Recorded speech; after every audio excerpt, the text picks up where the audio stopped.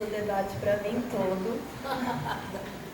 Tudo que eu tinha pensado em falar, a Marga falou, então acho que eu vou ser talvez repetitiva, mas quando me convidaram para fazer o debate dessa mesa, eu primeiro agradecer a fala de todos e agradecer pelo convite de estar aqui.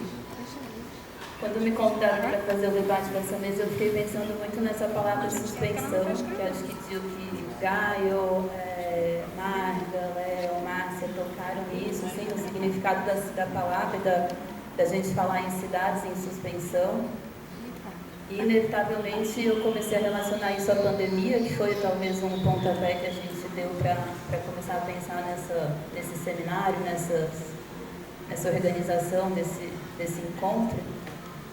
Me lembrei de um trabalho do Marcelo Terçanada, que estava aqui na abertura da exposição no sábado, que é o trabalho que ele lançou, que ele publicou um livro durante a pandemia, que chama Salvador em Suspensão, que é um livro de fotos que constrói uma narrativa sobre Salvador durante a pandemia completamente vazia. Todas as fotos esvaziadas de pessoas, esvaziadas de práticas, de desvios, de tudo que a gente falou aqui durante essa mesa. E mesmo as próprias imagens da pandemia que a gente viu circular eram imagens que chocavam justamente pelo vazio. Aquelas grandes imagens vazias, sem ninguém. E isso acho que se assemelha bastante também às imagens que a gente vê de Fordlândia. As imagens sem pessoas. Depois eu vou chegar um pouquinho falando dos vídeos dos filmes que a gente viu no sábado. Então acho que tem essa ideia quando a gente pensa em suspensão do espaço vazio, e acho que tem também, eu fui procurar o significado da palavra suspensão na etimologia, e ela vem de uma palavra que significa suspensiones, que significa interrupção no latim. No significado do dicionário Aurélio, e que tem um significado que está relacionado à pausa, ao tempo. E aí está nesse conceito dessa esfera do tempo, tem até deixei aberto aqui o significado que fala que suspensão é essa ação de suspender, de interromper temporariamente, uma interrupção temporária, um adiamento definitivo, uma pausa. E quando eu ouvi as falas, eu fiquei pensando muito em algumas coisas que eu já tinha mobilizado, pensado sobre a espera, sobre a suspensão. Eu lembrei de um trecho de Benjamin que ele fala o seguinte, deixa eu ver. Ele está falando sobre esse tempo da espera. Ele fala, em vez de passar o tempo, é preciso convidá-lo para entrar. Passar o tempo ou matar, expulsar o tempo, o jogador. O tempo jorra-lhe dos poros. Carregar-se de tempo como uma bateria armazena energia, o flaner. Finalmente, o terceiro tipo, aquele que espera. Ele carrega-se de tempo e o devolve sobre uma outra forma, aquele da espera. E eu entendo que quando o Benjamin está falando da espera, ele está falando de uma espera que ela não é pausa nem vazio, ela é um movimento. É uma espera que é uma transformação desse personagem que se carrega de um tempo e devolve de uma outra forma. Ele faz uma reformulação e devolve de uma outra forma. E aí muitas das falas de hoje falaram desse movimento. Acho que a fala de Marga terminou com uma parte muito bonita que fala desse tempo em gerúndio, que é um tempo que se arrasta. É um tempo que fala do processo, é um tempo que é movediço. E eu fiquei me questionando como que essa questão da transformação, que para mim, a partir de Benjamin, estou entendendo que a suspensão, ela não é uma pausa nem é um vazio, a suspensão ela está nesse limiar, nesse movimento, nessa transformação, e ela é muito a partir de um ponto de vista, de um observador. A gente viu no trabalho de Gaio que as práticas, as outras formas de ver o mundo nos desviam dessa ideia de suspensão. E mesmo quando Márcia mostra o Membé do mercado, o Membé do mercado, a gente vê que a prática, e pensar no patrimônio pensando nessa máquina de abolir o tempo, como ele foi formulado, e a gente pensar nessa ideia do patrimônio material, e a gente vê que a gente come o patrimônio, dança o patrimônio, a a gente tem que pensar que essas práticas também produzem desvios e como que elas vão tensionar e transformar essas formas de pensar o patrimônio, eu fiquei me questionando se a gente poderia entender essa suspensão como uma transformação mesmo, e como que isso estaria aparecendo tanto na ideia de patrimônio, como que a gente consegue pensar no patrimônio nessa transformação, ou mesmo na ideia de política que Léo traz. Quando a gente pensa o urbanismo nessa questão tão estratégica e política, e aí relacionando um pouco com o que Marga falou, né, nessa ideia de pensar a expansão do Brasil no sentido oeste, como foi feito na questão da chegada em Fordlândia, durante a pandemia, que a gente considerou um tempo suspenso, né, para a gente, o desmatamento cresceu imensamente. Então, para quem é esse tempo suspenso, né, e para quem é essa política que está sendo feita? Bom, isso era uma questão que eu queria trazer, de pensar essa transformação e esse tempo em transformação, e não num tempo em suspensão ou num espaço em suspensão, mas nesse limiar, nessa possibilidade de movimento, e entender como que a gente pode pensar isso nas nossas pesquisas e nas nossas práticas, nos nossos desvios do nosso dia a dia mesmo. E aí, também, pensando um pouco nisso, nem todo mundo que está aqui assistiu os filmes que a gente passou no sábado durante a exposição, mas eu acho que aproximar os dois filmes, aí vou falar um pouquinho deles, a gente projetou 2 filmes na sala de cinema depois da abertura da exposição, e o primeiro filme, eu acho que inclusive ele está disponível para assistir, chama Fordlândia, como é, Marga? Fordlândia Malese, que é Fordlândia Mal-Estar, como a Marga traduziu para a gente, e o segundo que chama Pedra em Poeira.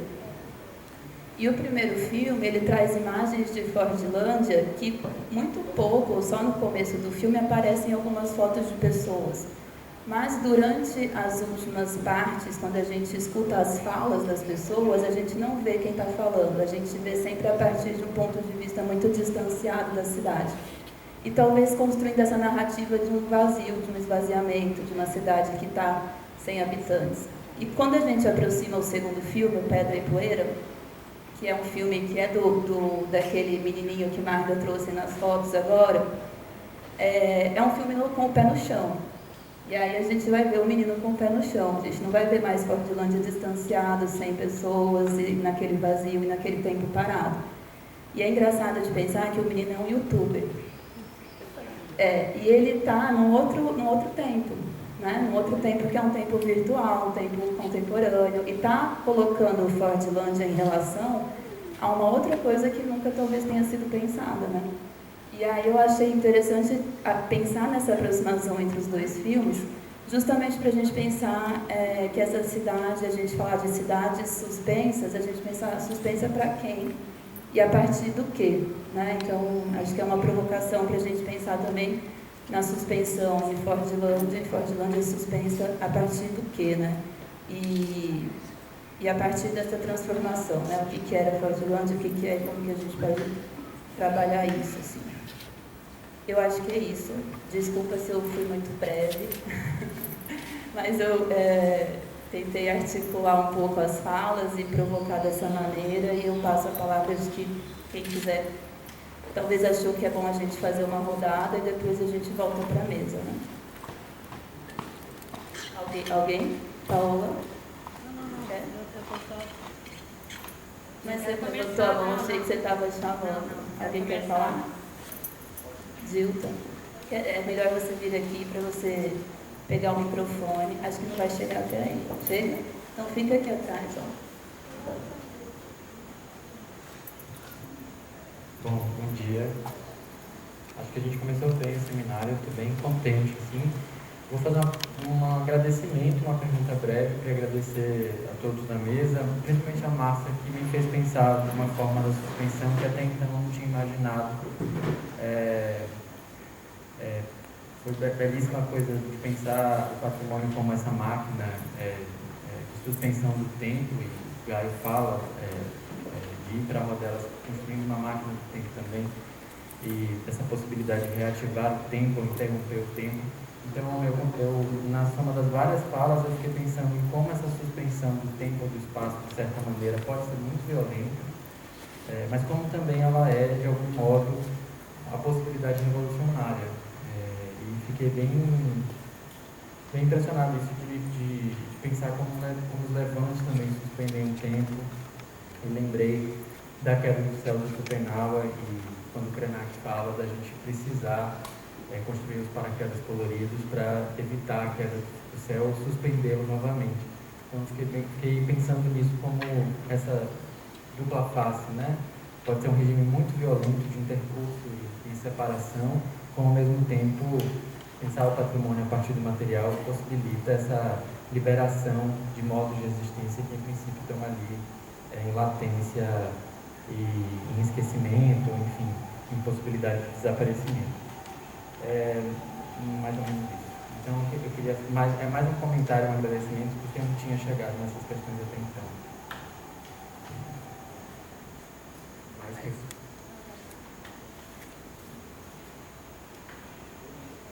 Bom dia.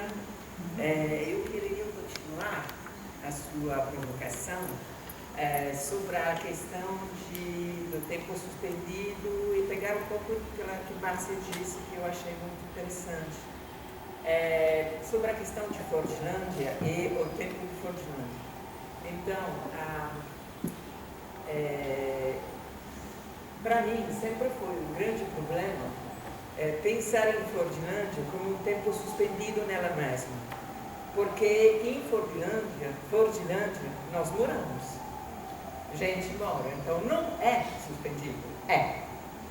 E as coisas mais interessantes é ver e trabalhar sobre o tempo de Fordlândia com o cotidiano, com as pequenas coisas, não as grandes ideias, só estou dizendo, somente. Não estou dizendo que não tem. Mas nunca, ninguém, e nós falamos muito com o grupo de Suspended Spaces disso, no sentido de por que de Fordlândia,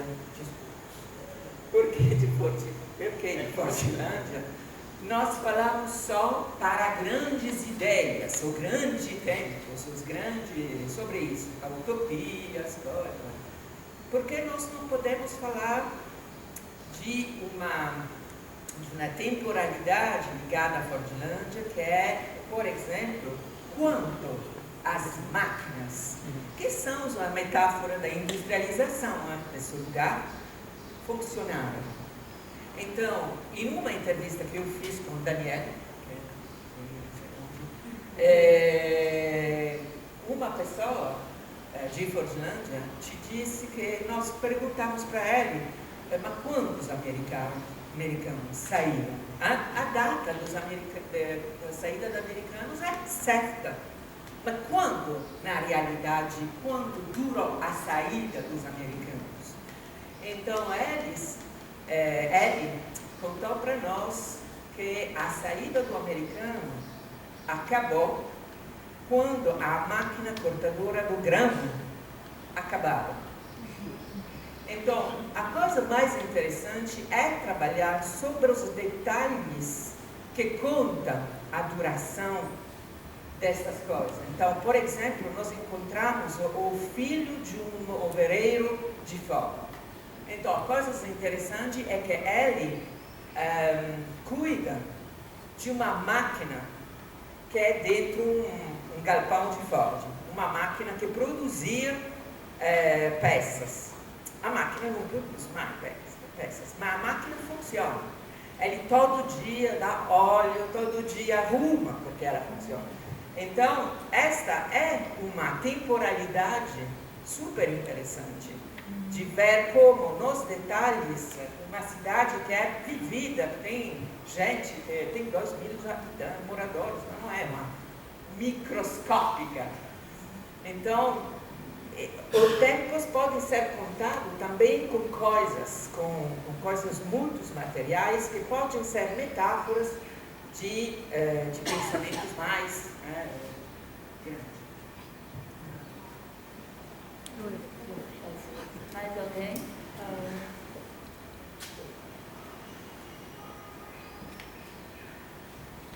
Não, eu tinha pensado que, na verdade, todos colocaram em questão a ideia de suspensão, né? E aí Guy começa colocando em suspensão, em questão, a ideia de suspensão pelos não humanos, né? Pelos aqueles que habitam aquela cidade que não são mais humanos. Então está suspenso só para os humanos, mas não para todos os outros que habitam aquela rodela. Depois, Léo coloca em questão a parte da política, né, da dimensão política que vai muito além, né, daquelas temporalidades e daqueles espaços. Aí depois, Márcia coloca em questão, a partir da questão do cotidiano, como a Alessia já falou, do patrimônio material, da questão das práticas cotidianas. E, por fim, Margarete, pela superposição, articulação dos diferentes regimes de temporalidade que também estão sempre se sobrepondo, criando essas grandes nebulosas. Então, acho que, no final das contas, a provocação funcionou, né? E a questão da suspensão, sobretudo dos tempos, está em questão, quer dizer, está em suspensão. Suspendemos a ideia da suspensão do tempo. E aí eu lembrei, quando o Dilton falou, do Michel Loury, de dois livros dele. Um do Aviso de Incêndio, que ele fala no final daquela coisa dos relógios, né? Que na Revolução atiravam nos relógios para parar o tempo, e aí ele leu e que no festejo desse não me lembro mais qual dessas coisas de descobrimento do Brasil, não sei o quê, os indígenas colocaram relógios, os indígenas foram lá e atiraram flechas naquele relógio na praia de Copacabana para parar também aquele tempo. E no outro livro dele ele fala da coisa do freio, né? Na verdade, se contrapondo àquela ideia da locomotiva do tempo, né? Que leva ao progresso. O progresso sendo essa grande locomotiva, e ele falando o contrário, que o que a gente tinha que fazer era quem estava dentro da locomotiva, ou seja, nós, puxar o freio de emergência, porque a gente estava indo para uma catástrofe anunciada, como a gente está nesse momento. Então eu fiquei pensando nisso, que a gente suspendeu a ideia de suspensão do tempo. Mais alguém? Acho que a gente pode passar para a mesa também para não ficar muito longo e depois a gente faz uma outra rodada se tiver mais gente. Quem quer começar?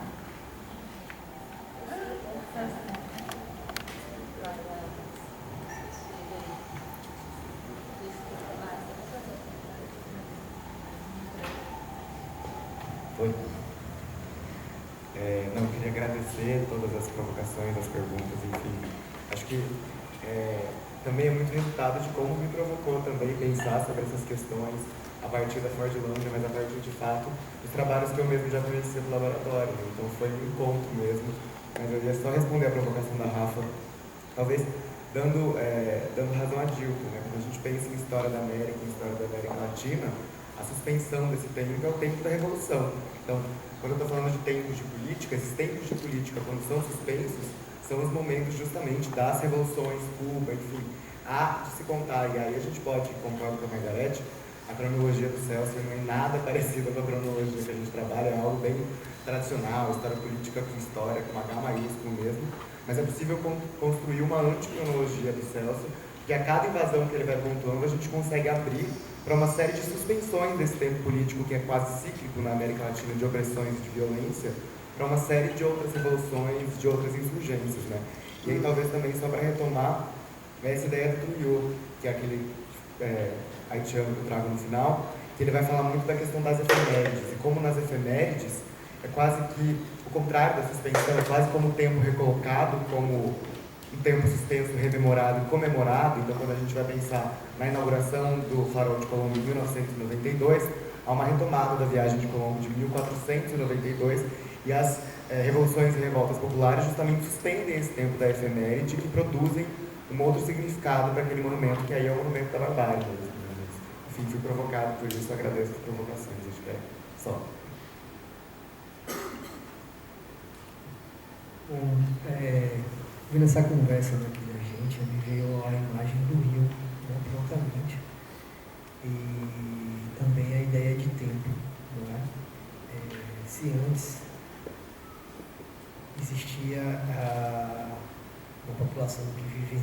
rodelas mais antiga, né, a velha rodelas, uma relação muito mais ligada a esse tempo que está muito mais relacionado a essa força vital, né, que nós falamos aqui, que é esse tempo que chove, esse tempo que escurece, que anoitece, que amanhece, e esse tempo do rio que corre, que é um rio vertical, né?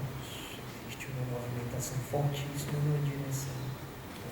Por mais que essa movimentação seja caótica, se batendo nas pedras, existe um acontecimento rio, não é?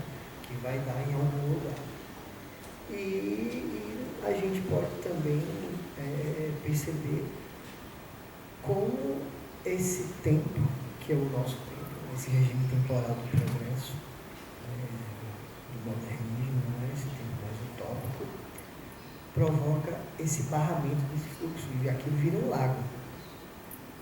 E aí vem a ideia de suspensão.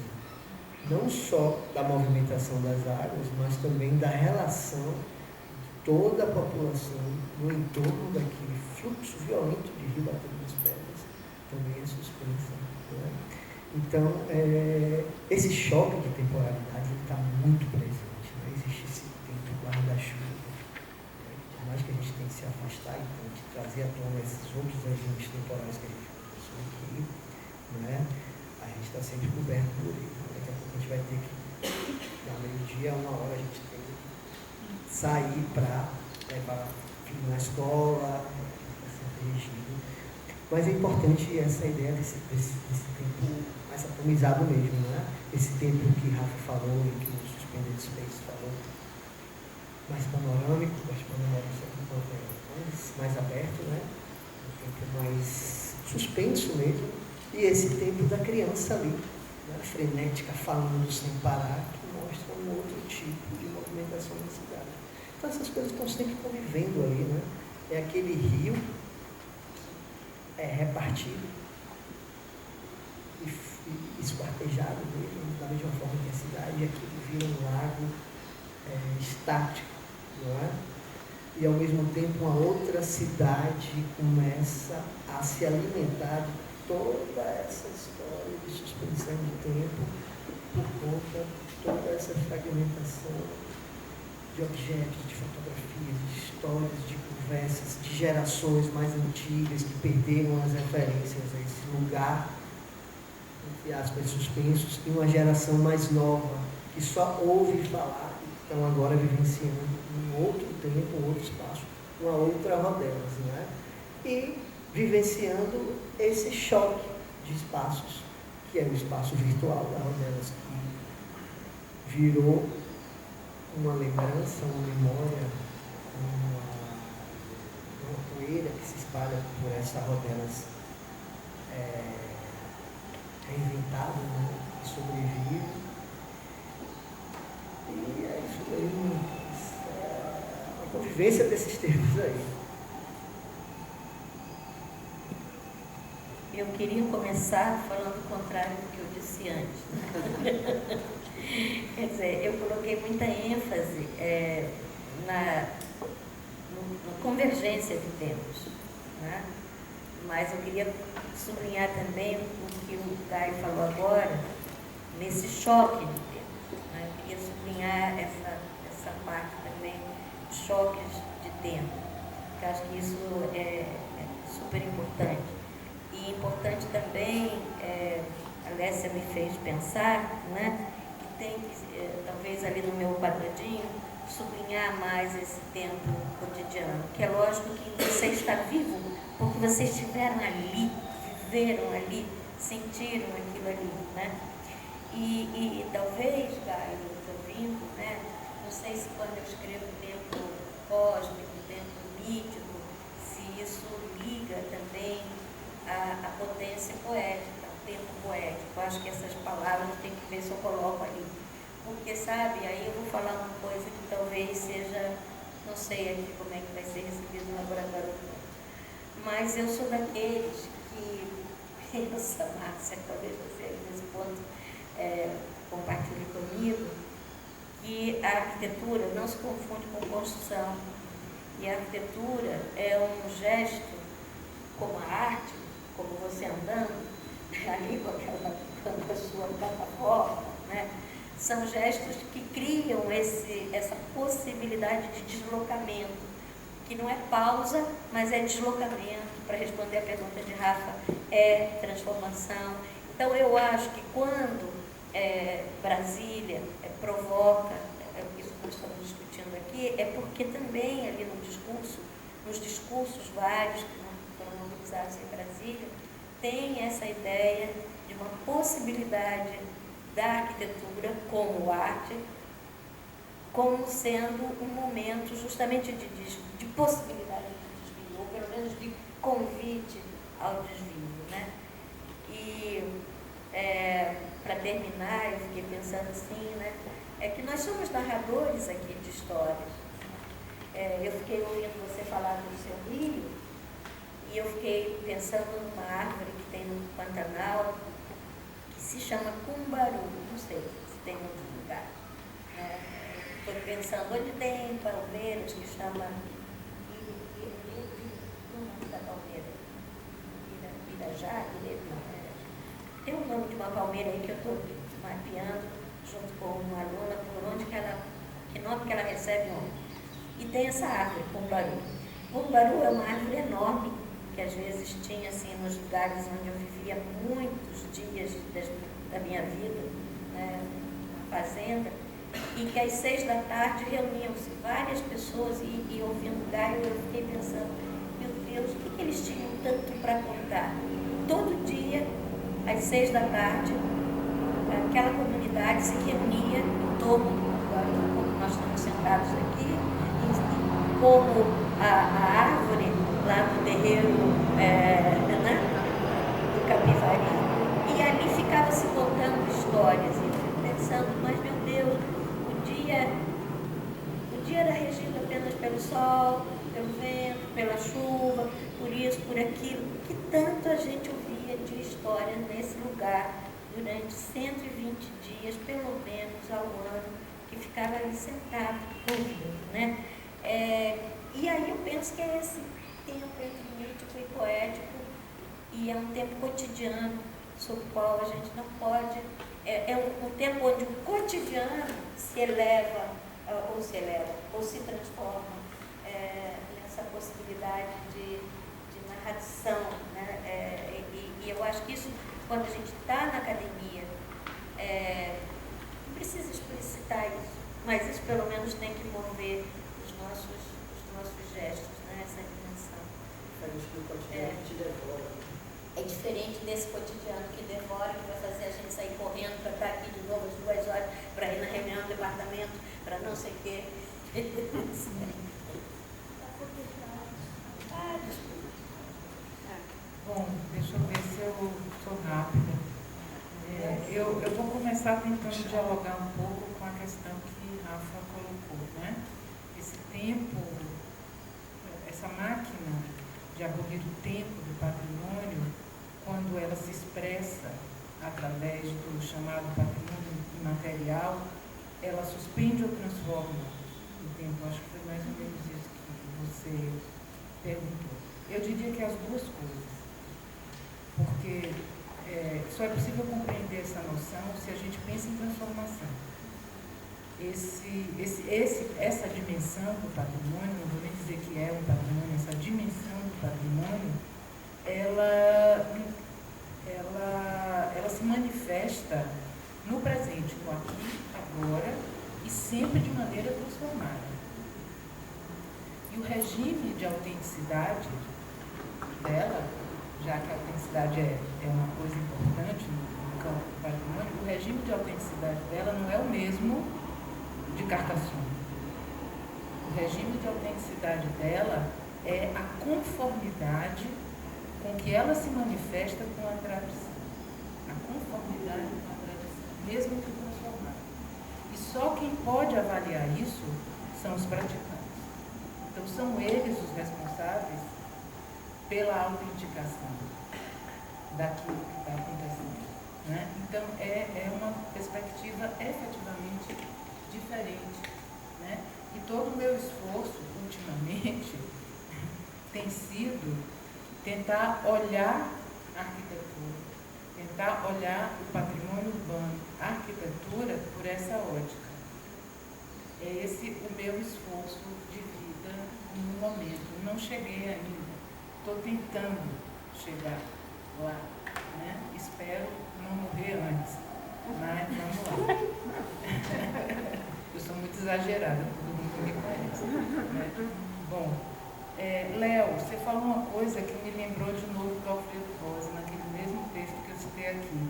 Ele começa falando de uma série de datas, como se fosse uma cronologia, e aí ele diz, as datas são icebergs.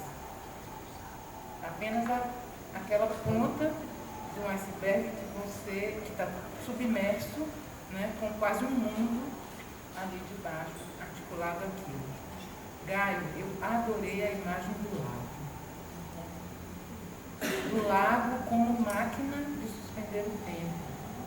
Como quase essa imagem que o Lévi-Strauss usa, né, de dizer que o mito e a música são máquinas de abolir o tempo, ou de suspender o tempo, porque se a gente pensa no tempo existencial, e aí, Paola, eu acho que eu tentei falar do patrimônio com relação ao tempo existencial, não ao cotidiano. Sim, que envolve o cotidiano. Mas o tempo existencial, né, se a gente pensa nessa perspectiva, a gente entende, a sua imagem do rio e o lago ficou assim, quase que uma tradução imagética daquilo que eu estava, de algum modo, pensando em dizer. Não consegui direito, mas a sua imagem está, né? Porque o tempo não para, ele vai. E a máquina patrimonial é uma dessas máquinas que tenta interromper esse fluxo um pouco, criar um lago. Não que ele não vai passar, ele vai passar, porque depois do lago o rio continua, mas que cria aquele lago que poderia permitir pensar, recordar, né? Reaver a memória. Uma frase que o Alfredo Bose fala de novo naquele texto, a memória como recordo agora o que vi outrora, né? Recordo agora nesse lado o que vi outrora, e não simplesmente o rio que passa. Muito lindo, adorei. E marca o choque dos tempos. É isso.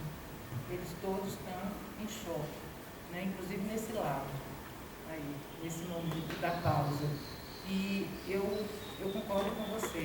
Eu acho que a gente precisa efetivamente começar a colocar o tempo do cotidiano no centro do pensamento dos outros tempos.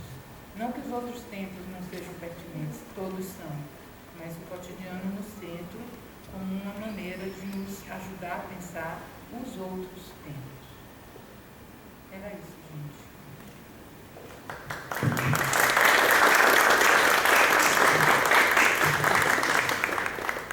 Alguém quer colocar mais alguma coisa? Thaís, se puder vir aqui para... talvez aqui é melhor. Licença.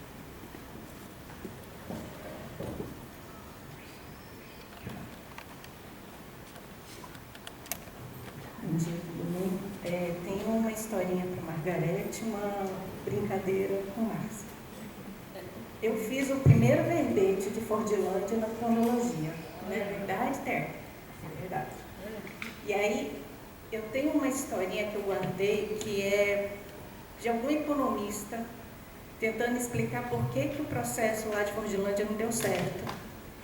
E ele trouxe a história de um caboclo, né, que era da equipe de extração de borracha, que ele sumia. Então estava lá o horário dele trabalhar e ele sumia. Aí um dia o cara foi lá perguntar o que era, né, que estava acontecendo. Aí ele falava assim, não, é porque eu sinto saudade, meu coração está chamando, minha comadre está me chamando, então eu vou. E volta 2 dias depois, e volta 3 dias depois. De toda a história do verbete, é essa historinha que eu carrego. Então, eu acho que estou te dando de presente aí. E a brincadeira com Márcia, eu estou pensando muito nessa questão aí do patriarcado, né? E aí, um dia, na aula, me veio uma coisa, que o patriarcado é a herança do pai, não é isso? E aí a gente fica tentando guardar essa herança do pai, patrimônio, E o patrimônio, ele é próprio do quê? Da propriedade, da apropriação dos corpos, das coisas. É isso. Matrimônio é a herança da mãe. O que vem, né, no matrimônio? Vem o casar, vem o se relacionar. Então, se por acaso você não está assim, né, brigando com um lugar errado, assim, porque você não fica brigando para fazer um patrimônio. Você está trabalhando no matrimônio. E a gente tem que inventar um tipo de palavra para essa herança da mãe, que é o se relacionar e que a gente não tem. Matrimônio cultural.